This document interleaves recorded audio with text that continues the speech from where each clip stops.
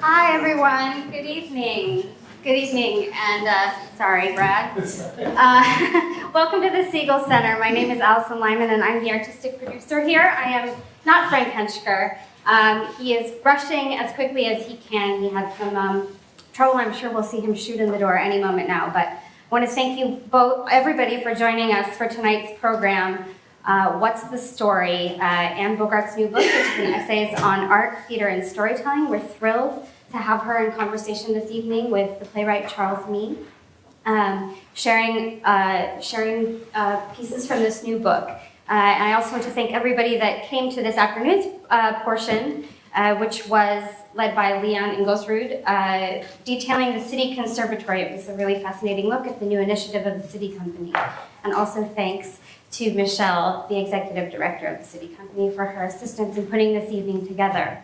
I'd like to remind everybody really quickly to shut off their cell phones if you have them lingering on. There's some wireless technology in here, and also we are doing an audio recording of the event, and we would hate to have your ring in the middle of it. We're going to have give the night over to a conversation between these two illustrious folks here, and then open it up to some questions and answers. After the event, there will be a small reception and a book signing with Anne. So I encourage you all, if you raise your hand and your question doesn't get called or answered, to stick around for after the event and to celebrate with us. All right, without further ado, thank you.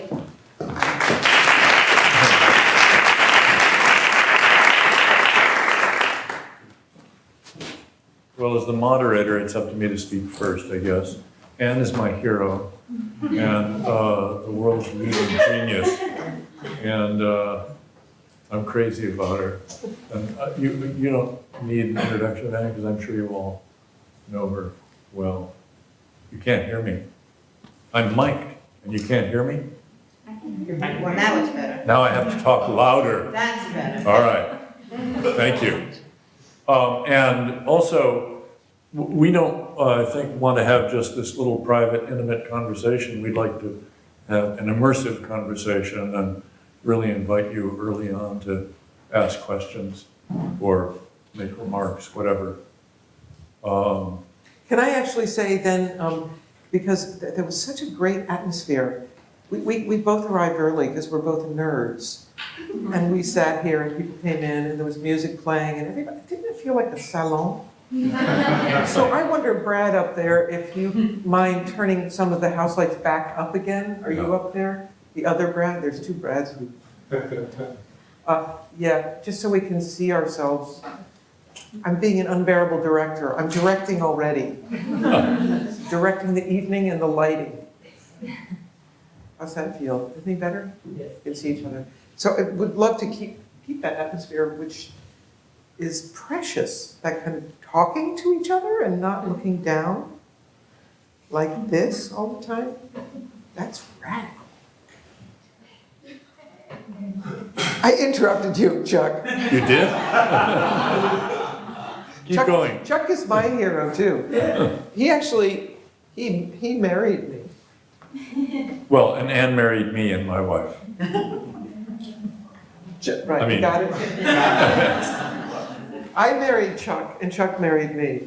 But Chuck married me and Rena and I. Is that proper English? Yes, I conducted the ceremony. And I conducted the ceremony for me and my wife, Michi. You know, the funniest thing was Chuck's marriage, which is he actually, I think he called me up at some point and he said, will you marry me? He asked if I would marry him and Michi. And I said, sure, but what do I need to do? And he said, well, we'll take care of all the official stuff. You just have to show up for the marriage. And I said, okay. So he said, at another point, he said, okay, we're going to get married in a Chinese restaurant in Queens. So I thought, okay. And then he said, at another point, he said, I'm going to send a car for you. I said, you don't have to send a car for me. He said, I'm sending a car for you. So the book is called What's the Story? I'm just telling a story. Yeah. Right. Stories communicate things. So I went in the car, and we showed up, indeed, in the middle of Queens, and I walked up these stairs and looked around in this vast restaurant, and there were about 200 people that were starting to arrive. That's how many people were there, ish, right? Ish. They were the theater's who's who in this restaurant in Queens. Everybody was there, all the directors, really great Broadway singers. Parenthetically, what he prepared was a karaoke guy, a guy who goes from wedding to wedding with his karaoke machine, and a 13-course meal. That was all that was prepared. I came in and I thought, oh my God, he didn't want me to marry him, he wants me to direct the day. And so I rolled up my sleeves and I started walking over to these directors who I esteem highly, like Robert Woodruff and David Schweitzer and all these great directors around. And I went up to them and I said, okay, what's the strongest line in this room? Because I got to marry them. Because I kept coming up to Chuck and Michi and saying, do you have any plans? They said, no, there's a 13-course meal. And Martha Clark was there, and I said, okay, well, we decided the strongest line in this huge upstairs restaurant in Queens was through the center. And so I thought, well, some people need to know what's going on. So I picked up the microphone and I said, ladies and gentlemen, this is welcome to the marriage of Chuck and Michi. What you're going to do is you're going to eat 6 courses, and at the end of the 6th course, I'm going to marry them, and they're going to get married, and then you can have the rest of your courses. Meanwhile, there's a karaoke machine over here. Meanwhile, this karaoke guy, who clearly went from wedding to wedding all over the boroughs, his face, because we're talking some of the major Broadway singers getting up and saying, getting up and singing karaoke, and belting these songs, and this karaoke guy he'd never seen anything like it. So anyway, so that's going on. They get 6 courses go by, and I get up, it's a hot day, and I'm schwitzing like crazy. I get the microphone, and I say, okay, ladies and gentlemen, clear this space in the middle. Chuck, you're going to get on this side. Michi, you get on this side. I put one daughter behind Chuck and one daughter behind Michi, and I said, this is the way it's going to go. Because, you know, ritual is important, and you have to get ritual in the right order, correct? I said, this is the way it's going to go. I'm just making it up. This is the secret to directing. What's going to happen is you both need to start walking towards each other. Now, this is the who's who of New York theater scene is now, after their 6th course, watching. And you're going to walk towards each other, and you have to find a consent to stop. And after you stop, I can't remember exactly the order I said, but it was very important, the order at the time. I said, the daughters are going to give you the rings, you exchange the rings, and then you kiss, and once you've done that, you're married, okay? So they both look very nervous, they all look nervous, and they walk towards each other, and they stop, and then they got the order wrong. I can't remember what it was, but they got, and I was standing there going, holy... No, the order that we got wrong was, I thought, wow, there's Michi, what a chance to kiss her, so I kissed her. So I had to go, stop! Start again! Back! We're gonna start this whole thing over again. And then they got it right, and then they were married. And that's the end of my story. What are we gonna talk about now? What's the story, Chuck? I don't know how many of you have read Anne's book, but I've read it twice now, and it's fantastic and so rich and full of 728,622 stories, so that it's a very rich, it's not like this. Anne talks about what's the story as though there's one simple narrative line going through her life in the book. But what's beautiful is this incredibly rich life of multiple narratives and stories and characters and events and things. And one thing I'm reminded of is how much, Anne is one of the world's greatest listeners.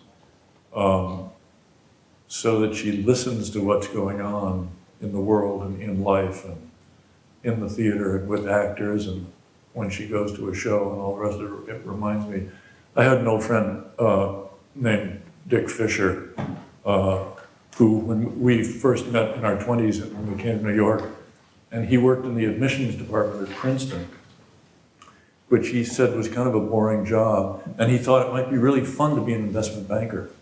So he went back to business school, he came out, he got a job at Morgan Stanley when it had, I think, 152 employees. And when he retired as president and chairman of the board, it had 62,000 employees worldwide. By some measures, the largest investment bank in the world. And he had done it all because it was fun. He was not greedy. He went home and had dinner with his family every night, and then they would go to the theater or go out to concerts and stuff like that. He never had a cell phone because he didn't want to be bothered in his personal life, because in the middle of the night, people would always try to call him. And what I think it was fun, and also he was the world's greatest listener, so that I would see, we would go into a meeting, and everybody would say what they thought, and Dick wouldn't be saying anything until finally he would think, yeah, great, I think that's a great idea, let's do that. And that was the decision. And Anne in rehearsal, I mean, the SITI Company in rehearsal, the lighting designer is giving the actors acting suggestions, the actors are telling the sound designer what to do, the sound designer is telling the lighting designer what to do, the actors are telling each other what to do, and is saying nothing. And then the next day, Anne will say, Leon, you remember when you came down stage here and then you said that thing and then you turned around and threw Bondo across the stage into the audience? That was cool. That's the decision. So that finally the piece went through one psyche and came out coherent. But it was the psyche that was the best listener on the planet Earth, except for my friend Dick Fisher. They tied, I think it is. I should have gone into investment banking. Can you imagine? How can we, it's such a good feeling in this room. I'm so appreciative that you're here this evening, and I think I share that with Chuck. How can we keep this an open conversation? Yeah, let's. Why not? This is radical, right? We're not supposed to open this up so early. It's iconoclastic. Can we talk about the book without having read it? Sure. Sure, what do you think of it? We meaning everything. I've known, all I know about the book so far is what you just said about it. I didn't even know there was a book until a couple days ago. So. I'll jump in and just take your generous hook, and I'm your fish. I grew up as a postmodernist. I grew up deconstructing with great gusto and thrill. I was not born in the modernist era. I was born in an era where we looked at what had once been hierarchical, and certainly in the theater, you start with the text, which is followed by what comes second in the modernist theater? I forget. The director. Right. Anyway, if you imagine you tip this whole column of important things, say lighting is at the bottom or costumes are at the bottom, or and you tip it all over and it falls into pieces, and you pick up each element, light, sound, and you say, this one is no more important than anything else. So I was brought up, and I continue to, with great thrill, deconstruct everything. I deconstructed everything that I got my hands on. But I feel that we've gotten to a point in the organization of our social lives together that we've deconstructed to the point where nothing means anything anymore. And that it doesn't make sense to further deconstruct. And suddenly, in this new ism that nobody's created a word for, postmodernism is followed by what? I don't like the word constructivism, but there's something about constructing or reconstructing, is the issue of whose stories do we tell now? Who are they for, and how do we tell them? And it literally happened, it actually happened in a rehearsal. It was in, a number of years ago, I was working on a play called Going, Going, Gone. And it was about the breakthroughs in quantum and astrophysics. And can I take you through this whole story? It's another story, but I think it comes to the issue of this book finally. I remember reading on the front page of the New York Times Sunday magazine in the 90s at some point. If anybody remembers who was alive back then and living, Stephen Hawking was on the cover. You remember that issue? And Stephen Hawking essentially said, his author's message in this article was, the breakthroughs in quantum physics are so extreme and important that we have to understand them as lay people. Everyone needs to study them. Because if you understand what's happening in quantum physics, it will change your understanding of life, of relationships, of death, of everything. So I thought, oh, okay, I'm going to study quantum physics, and I'll throw in astrophysics while I'm at it. And so I started buying these books called like Quantum Physics for Dummies, you know those books, or for beginners, because I'm really bad at mathematics. When it comes to an equation, I get really confused and always have. Anyway, so I got on these books and I'd think, in the spirit of Stephen Hawking, I'm going to try and figure this out. So I'd start reading, and I'd get to a point in the book where an equation appeared. And I just shut down, and I couldn't go further. I put the book down. A couple of months later, I pick up another book, be reading along. That's interesting, interesting equation. I put it down. I couldn't get through these books, and I couldn't understand. So around that time, SITI Company was working a lot at Actors Theater of Louisville, and I always liked to drive my car, which is a 14-hour journey. So I decided to get books on tape, and it was tape in those days, not CD. This is the mid-90s. And so I started driving to Louisville, to and from Louisville. I remember driving to Louisville, and I put one of the books on tape on quantum physics for dummies, whatever it was, into the, and I kept driving, and I would listen. It was very interesting, and then would come a part that I didn't understand. But because it's on tape, I didn't take it out. I just let it play, and so I'd forget about what was being spoken through the book being read. I'd look at the landscape and look at the clouds and just was having a lovely time. And suddenly I'd say, holy crap, I just understood Heisenberg's uncertainty principle. Or, oh my God, I just got Einstein's special relativity. And what I learned is that, and it's what they call in physics fuzzy logic, is you can't actually understand something by studying it too hard directly, that you actually have to move away. It's the way we innovate, right? We get our best ideas when we're not thinking about something, when we're asleep or taking a walk or something like that. And what started happening as I listened to these books on tape and relaxed, I started indeed understanding the breakthroughs in quantum physics to a certain extent. And indeed, my understanding of life, relationships, death, everything changed.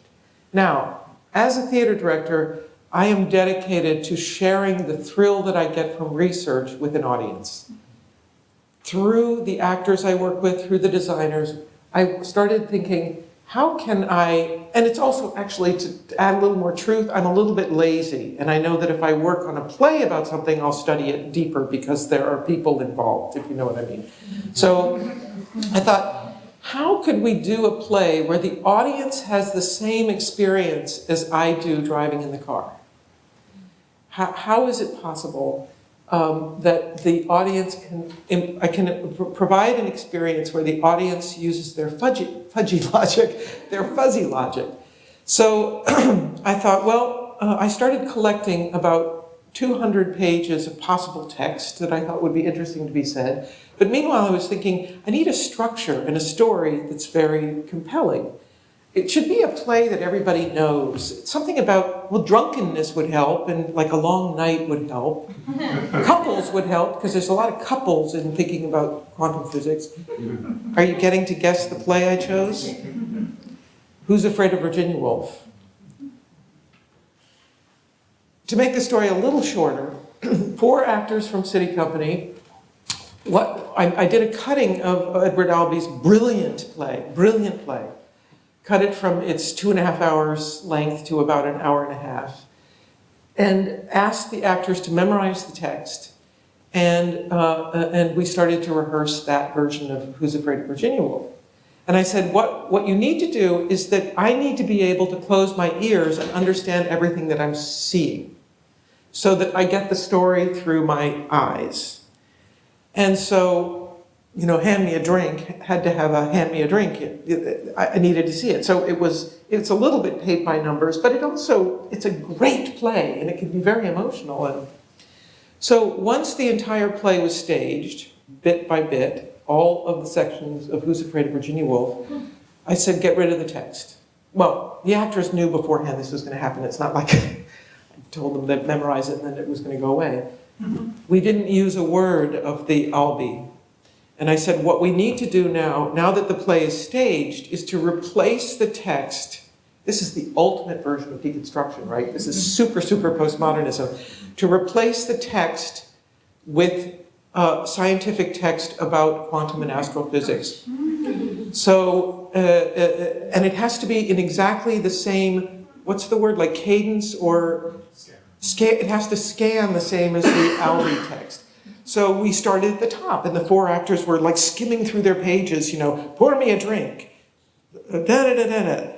And they would find the subject we were on, if we were on string theory or we were, yeah.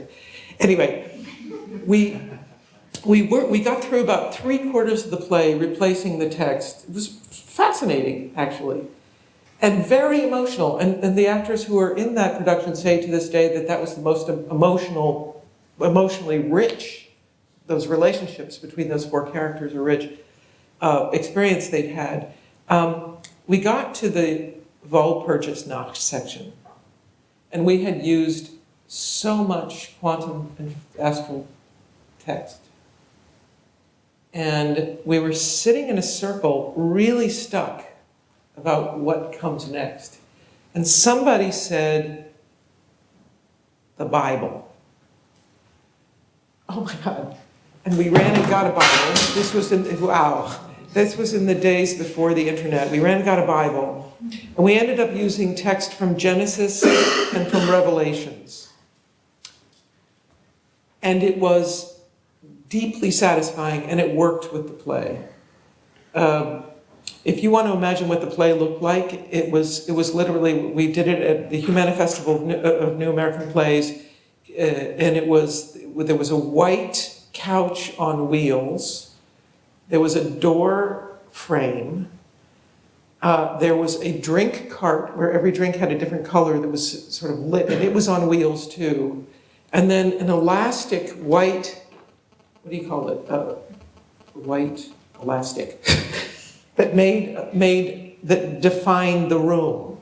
And we would say, everybody, if you're inside of this room, you are in what they call in physics classical space, which means like now we're probably imagining each other in classical space. We're functioning in classical space. If you step outside the room, you're in quantum space. I didn't really know what that meant at the time. And poor KJ Sanchez, who was playing Honey, she's always going to the bathroom, if you know the play, right? So she'd have to leave the room, and she'd be out there in quantum space during rehearsal. And she kept going, Anne, I'm in quantum space, what do I do? Anyway, I'm getting to the book. This story is not in the book, I don't think. We opened, and as I said, it was a very powerful emotional experience, but something about going back to the Bible when you've deconstructed to a point where you can't do it anymore. You have to go to something primal. And I remember waiting for the elevator at Actors Theatre with Michael Dixon, the dramaturg, the literary manager, who was dramaturging this production. He said, Anne, you guys have done it. You've come to the end of postmodernism, and you've found the beginning of the next thing. You're starting to create meaning again. It took me a couple of years to understand the profundity of this, at least for myself, to understand that that the issue of story is newly important.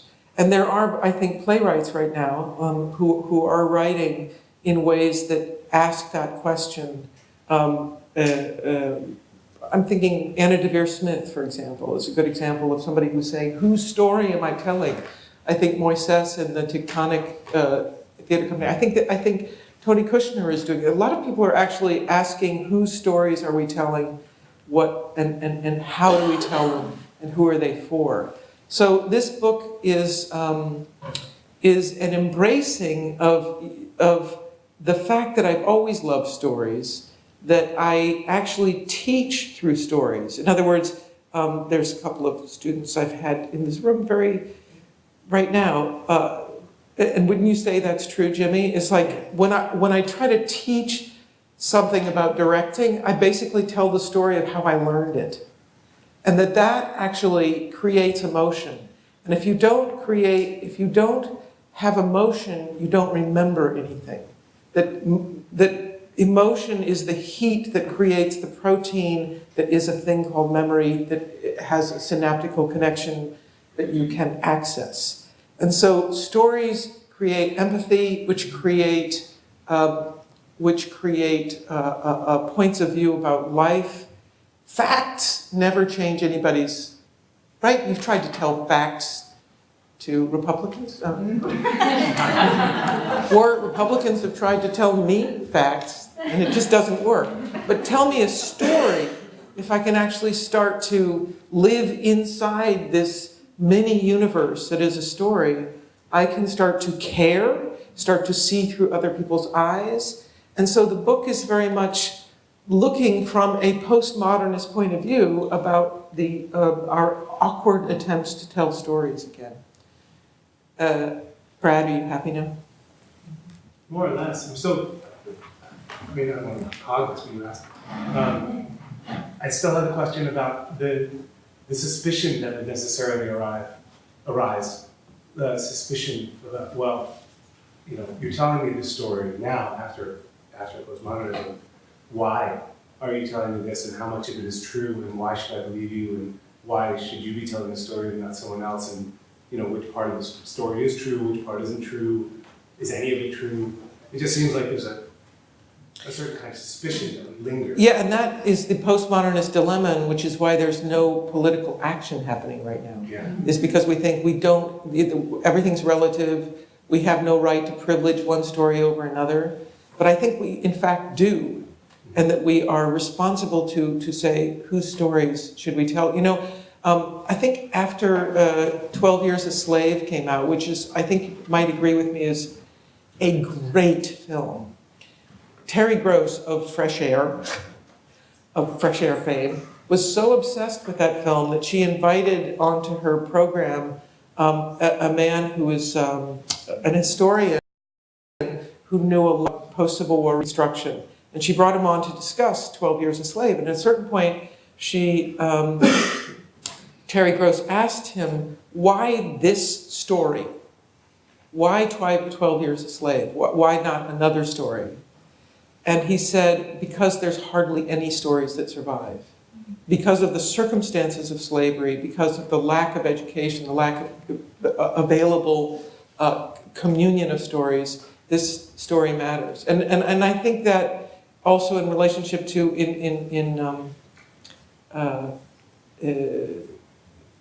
that stories help us from falling off the edge of the earth and being forgotten. And to me, the theater is, if it were a verb, it would be to remember, to put things back together again, to remember. And so the question is, what are we remembering? What has value for whom? And it's just huge opportunity to tell a story, and it is a cop-out at this point to say I don't have the right to tell the story because one privileges over the other. Do you know what I'm saying? And I think it's a politics that grew out of the McCarthy era, where we were robbed of our relationship as artists to the world we live in, to politics. Leon, thank you. It seems to me, and I don't think this is necessarily a new thought, but I'm struck by the fact that both of you have been talking about listening more than you've been talking about telling. And so it seems that there's a thing that happens, and then there's a story that's told about that in one way or another references that thing that happened. But that story doesn't happen until it's heard. Mm-hmm. And so it seems what you're saying is that stories are things that you hear, not things that you tell. And I wonder if you would comment on that. Well, or I'm thinking of John Cage. I know, and I'm thinking of the role of the audience and the sacredness of that in the theater, and the role of participation in the theater as opposed to other art forms that don't demand that kind of participation, the empathic participation. And it was, I think, Alfred Brendel who said, it was A. Alvarez wrote an article about Alfred Brendel, the great pianist who's famous for his Beethoven. And one day, and I guess they live in a similar area in the same neighborhood in London. One day, Alfred Brendel called up A. Alvarez and said, "Would you come over? I'm rehearsing for a concert, and I need you to come over." So A. Alvarez went over to Alfred Brendel's house, and Alfred Brendel brought him into his salon with the big piano, and there was a chair set up for him. And Mr. Alvarez was very nervous because he said, Brendel said, "Please sit here. I'm going to play you what I'm going to play in the next concert." And Brendel thought, "Oh my God, what am I supposed to give Brendel?"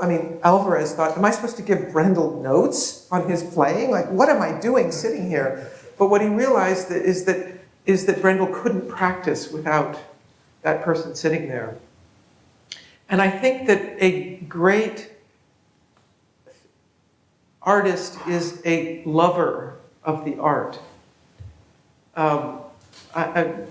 Rena and I were in California last week, and we took out the boyfriend of my niece to dinner. We were with my niece and my brother and his wife. And my niece's boyfriend is an artist. And it looks like you're going, well, maybe he's not an artist. He actually looked really stoned, basically. I think he's a stoner. Anyway, so at one point I said, to this guy, I said, "Ian, what is interesting to you? Who are your influences?" He's at the San Francisco Art Institute, and he's graduating. He said, "Nobody, no one. Oh, I get confused if I think about anybody else. It's just me and the art." And then Rena said, "Well, maybe don't think about who has influenced you, but what works of art have influenced you." He said, "No, I can't tell you anything. It's not like I don't see them, but I can't tell you. No. We'll see. He might turn out to be the next Pollock." But it's the relations that we create with the storyteller that makes us complicit. Do you see where I'm trying to get at a circular situation? Jimmy is going to help me out here. I think just in response to what you the way you tell stories and the way that I maybe have heard multiple stories many times. When you, the context of a story allows people to enter it at different moments and apply it for different situations or different moments in their own lives. Right. So I think it's what you're saying is it being the thing that's outside of you that needs to be contextualized and entered into. And I think if a story is universal enough, Shakespeare, for instance, it won't go away. We just may just rediscover it or re-enter it at different moments and complete that circle, like you're saying, Leon. I remember when I'm being awfully naked here, but when I went through a cancer experience, and I had a phone call with my then friend Anne Cattaneo, who's now at Lincoln Center, and she said, "Anne, you'll never read King Lear the same. It will never be the same to you again. It's a completely different play." And she's right, that I think you're absolutely right, that your experience gives you a relationship to the story. I mean, you're always quoting Aristotle about that we live only in relation to others. And I think it's true that we live in relationship not only to others, but to what others create. Mm-hmm. What is that quote? Well, human beings become who they are in their relationships with other human beings.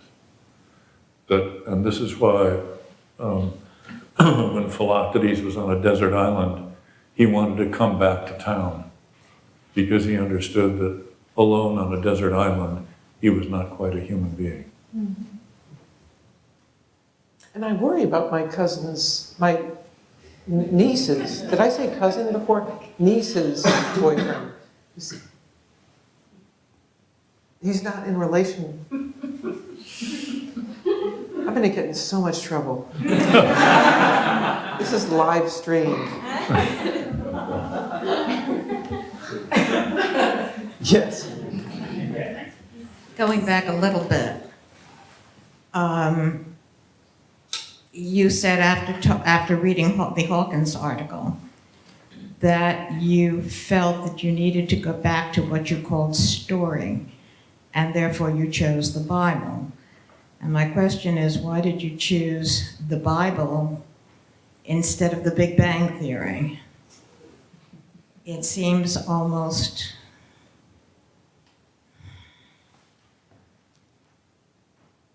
either hypocritical or fearful or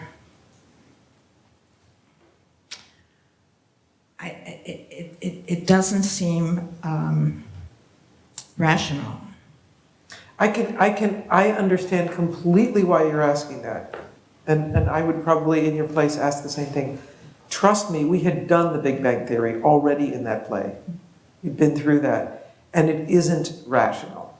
And in the way that I don't think religion is rational. Is rational. Yeah, and it was not a rational choice. Oh, you admit it was not rational. Absolutely. You're absolutely right.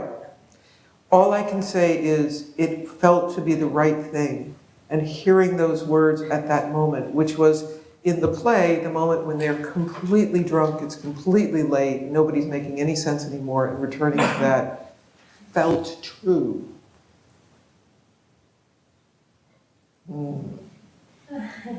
I understand your problem with the Bible. Yeah. So this says a lot about language, doesn't it? That you had them memorize the play with some of the words of Edward Albee, and we're talking about listening, understanding, empathetic stuff, telling a story that, as Leon said, it's about hearing it and how we hear it. So when you change the language, and the language is perhaps unperceptible to the audience, but they see the bodies in space, as we do in all your work so beautifully, it means something because of action, I would call it. What does it mean then to be postmodern or post-postmodern and take away language that people understand and use something else? It's an interesting question because language is about action, really. I can say I love you, and I can do it 10 different ways. It'll mean 10 different things. I could say 1, 2, 3, 4, 5 and mean I love you. So are you saying that language is less important as we go on? What is important in the story, if you take away language? No, on the contrary, languages, I think, become more and more important, especially to use properly. And so in speaking of the play Going, Going, Gone, that's a very particular experience where I wanted the audience to give up understanding and then to get it later. So I wish I could remember, because I can't remember any of the lines from it, but you know how it starts with, "What a dump," she says, right? Huh? What a dump. And I wish I could remember the first lines. That's how bad my memory is in that. After about 4 minutes, or maybe 1.5, the audience went, "What? I don't understand a word." And they started getting engaged in the action and could follow it and were following the story. And yet the language was working on them in the same way that those books on tapes were working on me. And little by little, the language did actually make sense. And I mean, I haven't had that experience yet. I haven't had the patience to read James Joyce, but I bet I could have that experience with his writing. I also have a problem with his misogyny, but I bet I could have that experience with, I haven't read all of Proust. Rena, you've read all of Proust. I think I could have that experience. No, that's easier. I think I'd stick with Joyce, which maybe is as complicated as the scientific writings on quantum physics. So in this case, this is a very special case. I do believe in language. I believe in using language well, in finding the right words that open doors. I think language is more important than ever. But I also think there are many languages. SITI Company is working right now on a project at the Krannert Center in Illinois, and it's called Making Communities Visible. And it's a little bit part of this project, which is Mike Ross, who runs the Krannert Center, which is, for those who don't know the Krannert Center, it's like the Lincoln Center of the prairies. It's in the middle of Illinois, and it's a monolithic, massive building full of concert halls and many huge theaters and fancy, the word for this is lobbies, very large lobbies. And the project is started by Mike Ross, who's the director of the Krannert Center, who said there's a lot of people who live in the area of Champaign-Urbana, where it is, who never come to us because it's too exclusive, because they're scared of it, because it's like this big monolith. And we started to create this project, which in the end would bring communities that never go into this art palace to come. So they located 4 communities from Champaign-Urbana that Leon has been in this journey, that we would create relationships with. And over the course of 2 years, actually 3, they would actually end up performing something performative in the building that would make their community visible. And the 4 communities are, because we're in the middle of it, one is a faith-based African-American community in a neighborhood that's being ripped down, torn apart. Another is 1st through 5th graders, bilingual. Another one is community leaders who lead things like the Boys and Girls Club, but who deal with people who never come to the Krannert. And and one other group is what they call first generations. These were communities identified by the Krannert Center. They looked around. They said, "What people never use us, never come here."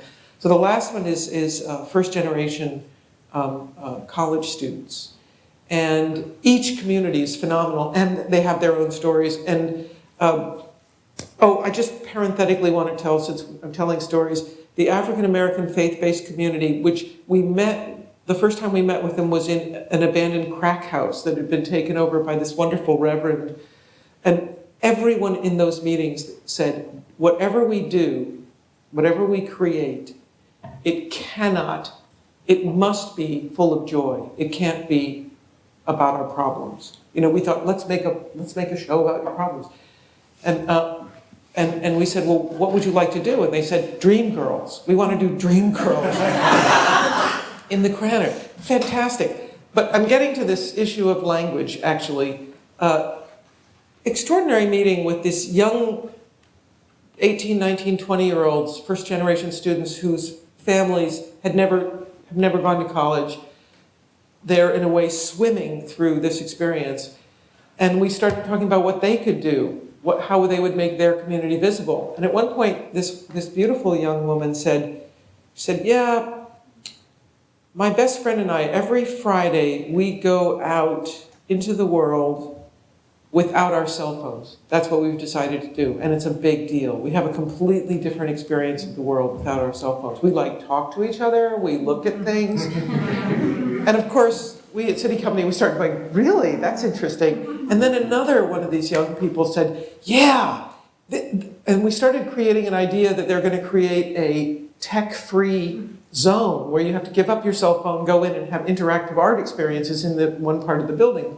This other young woman, she said, yeah, I understand that because we're always doing this, we have lost the ability to read body language. Extraordinary. And extraordinary that it came from them. And they all assented, yes, this is what we want to do. We want to create a tech-free environment. I find hope in the universe about this. But this is going back to your question about language. Body language is a skill that we take too much for granted and that I think we're losing, in a sense. And that there are many languages in the theater. And the theater is a translation of literature into the languages of time and space. And what are those languages is a question. So stories come in many forms. So, a long answer to your provocative word question. Did I hear you say language is more important than action? Did I say that? I hope not.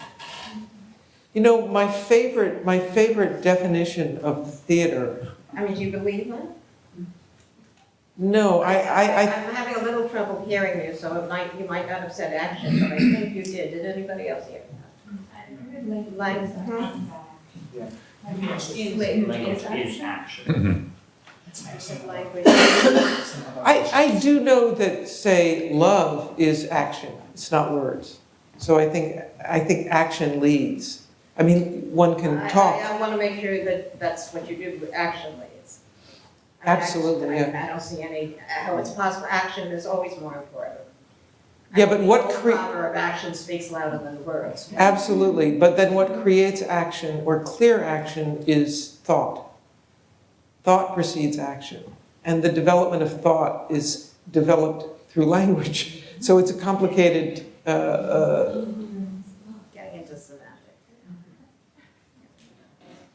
Hallelujah. No, I agree. I agree that action is absolutely most important, and I think, you know, Leon has heard this ad nauseum, but my favorite definition of the theater, and you know, I'm a performance studies junkie. I like to read it like detective novels. I like to read performance theory, and the best definition of the theater I've ever read is by Paul Woodruff, the philosopher, in the book The Necessity of Theater. He said, theater is the art form wherein human beings make human action worth watching within a specific time, defined time and space.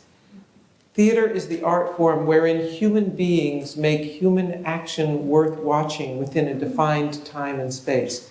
Extraordinary definition, which then instantly throws the gauntlet down, which is, how do you make action worth watching? It's essential. So, I'll stop there before I get in more trouble with you. There's a lot of bad questions too. Let's go tomorrow. Yeah. Anybody? Yes. Hi, Chuck. Hey, Chuck. Thanks. So I can't speak to the book, unfortunately, because I have yet to read it. But I'm familiar with both your work, and whether it's Trojan Women or Big Love or The Persians, there's this recall to the classics, and it's almost like you're time travelers or historians. You're bringing the past the modern day, and whether it's a retelling or a reimagination.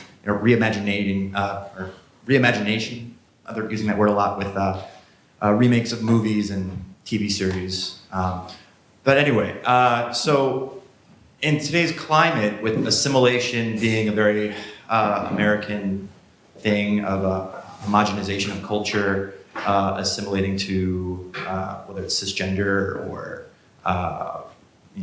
Protestant Anglo ideals or puritanical ideals of first settlers, whether or not Massachusetts colony, with assimilation and capitalism and commercial interest involved in the entertainment industry and in the culture.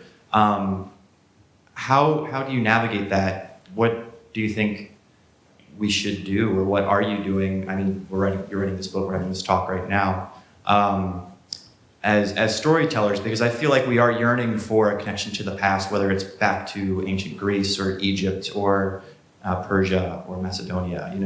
We're looking to reconnect with our past and what makes us makes us human.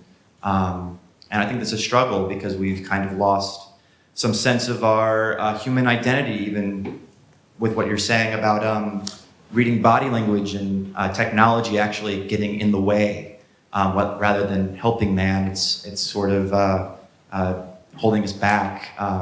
And I can speak that from my own personal experience as a server in a restaurant. Just the social skills and the lack thereof is unsettling at times, and at times I can use it to my advantage, and other times it's a huge disadvantage. But that's speaking as a salesman.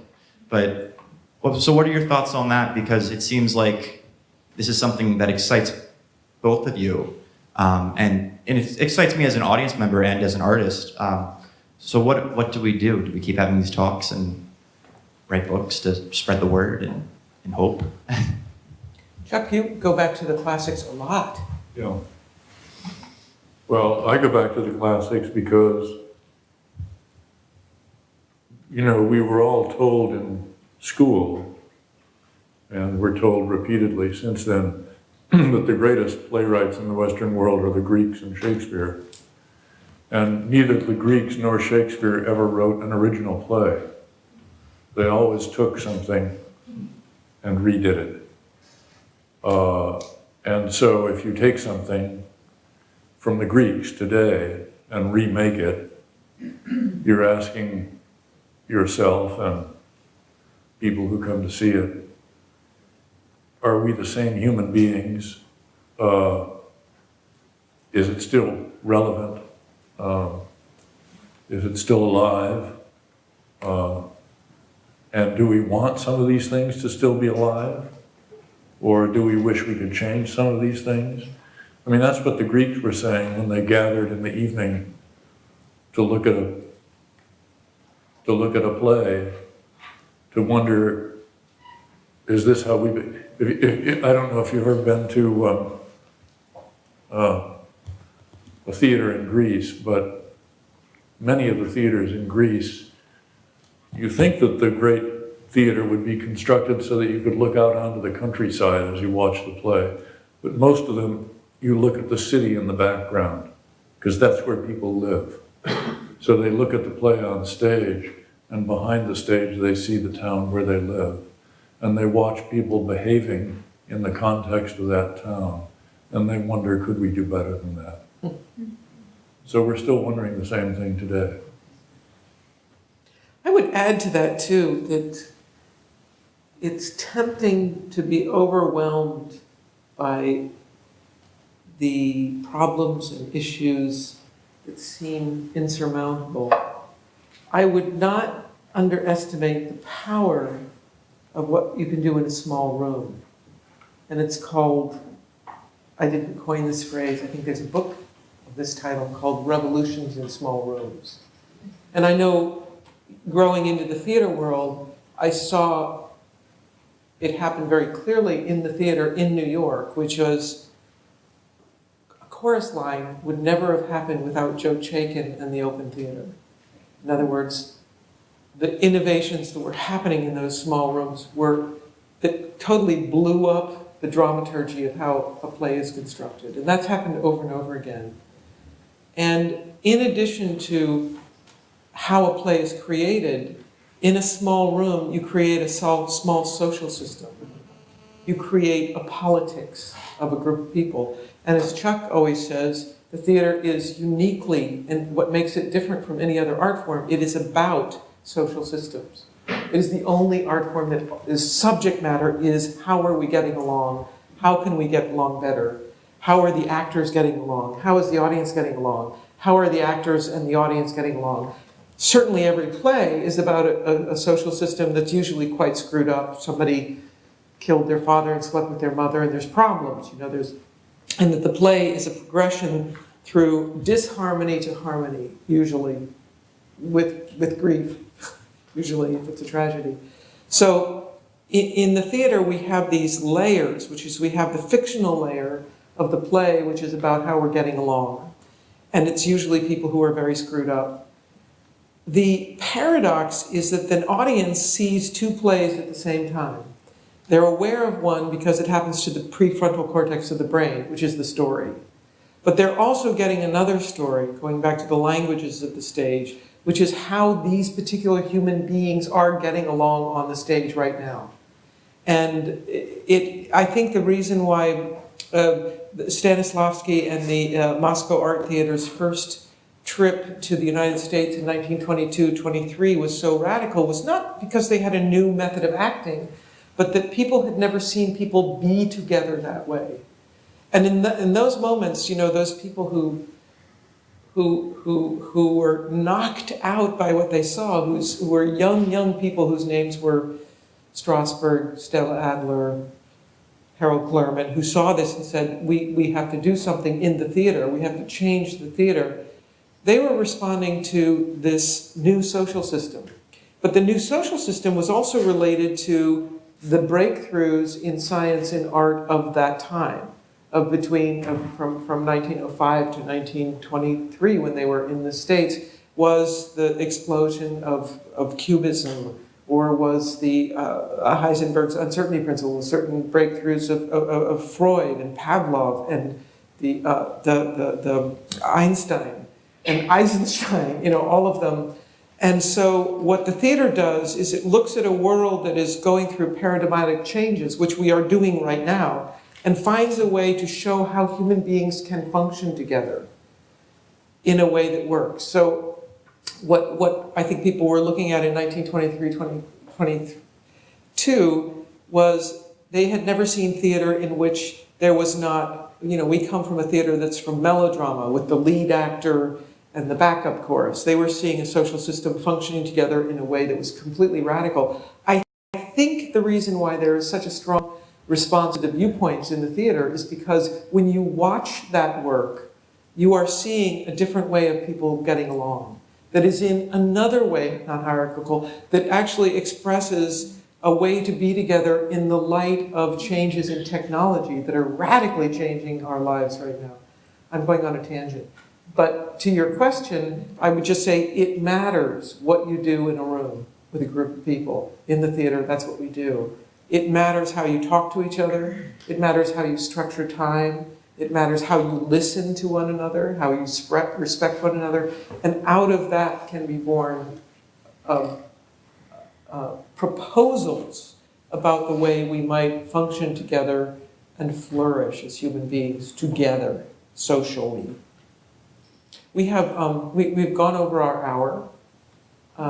We can continue this conversation. Wait a minute, you're supposed to do this. Over martinis? You're the moderator. Yeah. Okay, that's it. Thank you so much, everyone, for coming tonight. Thank you for